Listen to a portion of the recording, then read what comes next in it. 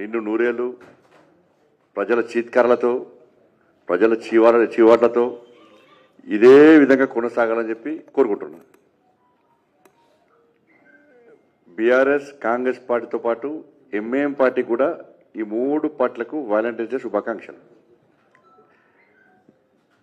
ఎందుకంటే ఇద్దరి మధ్య అటు ఇటు భుజం మీద చేసేది ఎంఐఎం పార్టీ. వీళ్ళ అక్రమ బంధానికి ఎంఐఎం పార్టీ వెనుక భుజం అది అది నేను చెప్పిన ఎంఐఎం పార్టీ కాంగ్రెస్తో సంసారం చేస్తుంది, బీఆర్ఎస్ పార్టీ కన్ను కొడుతున్నది ఎంఐఎం పార్టీ.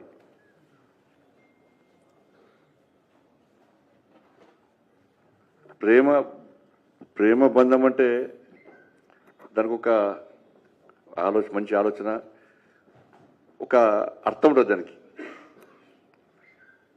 కానీ అక్రమ బంధం అనేది ఎప్పుడు ఉండదు, మధ్యలో నాశనం అయిపోతుంది. అది ప్రేమ బంధానికి అక్రమ బంధానికి తేడా తెలుసుకోవాలి మనం. కాబట్టి వీళ్ళ ముగ్గురిది అక్రమ బంధం.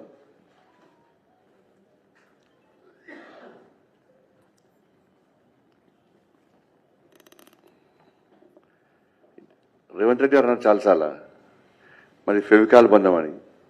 నేను అంటున్నా మీది బీఆర్ఎస్ది ఎంసీల్ బంధం. ఫెవికాల్ అంటే కేవలం వైట్ ద్రవ పదార్థమే. అది ఎంసీల్ అంటే రంగురంగులతోని ప్లాస్టిక్ పైపులను అంటు పెట్టచ్చు, ఐరన్ పైపులను అంటు పెట్టచ్చు. అంత ఎంసీల్ బంధం. ఎం అంటే ఎంఏ పార్టీ, ఆ బంధం వీళ్ళది. వీళ్ళ బంధానికి బీఆర్ఎస్ పార్టీ కాంగ్రెస్ పార్టీ బంధానికి అనుసంధానమే ఎంఏ పార్టీ. ఎందుకు చెప్తున్నా అంటే కరీంనగర్లో ప్రజలందరూ ఆశీర్వాదంతో నరేంద్ర మోడీ గారి యొక్క ఆశీర్వాదంతో అభ్యర్థుల కష్టము, మా కార్యకర్తల యొక్క కష్టార్జితం ఫలితంగా ఈ భారీ విజయాన్ని భారతీయ జనతా పార్టీ సాధించింది.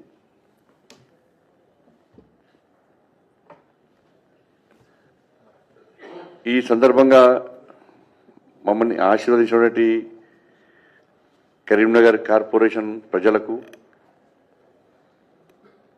ప్రత్యక్షంగా పరోక్షంగా సహకరించినటువంటి అందరికి కూడా హృదయపూర్వక ధన్యవాదాలు తెలియజేస్తూ, కష్టపడి పనిచేసిన కార్యకర్తలకు, గెలిచిన అభ్యర్థులందరూ కూడా మరొక్కసారి హృదయపూర్వక శుభాకాంక్షలు తెలియజేస్తా ఉన్నాను, అభినందనలు తెలియజేస్తా ఉన్నాను. కరీంనగర్లో ఒక లక్ష్యాన్ని ఎంచుకొని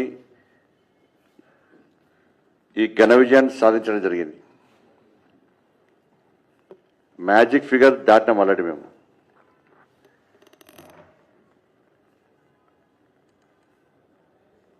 వాళ్ళందరూ కూడా భారతీయ జనతా పార్టీకి మద్దతు తెలపడానికి చాలామంది ఇండిపెండెంట్ కూడా పార్టీలో చేరిన విషయం మీ అందరూ తెలిసిందే.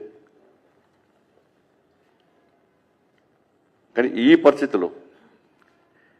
పరిస్థితిలో వాళ్ళు మొత్తం తిప్పి కొడితే 23 వాళ్ళవి. కాంగ్రెస్, బీఆర్ఎస్, ఎంఐఎం మాదేమో మ్యాజిక్ ఫిగర్ దాటింది మాది.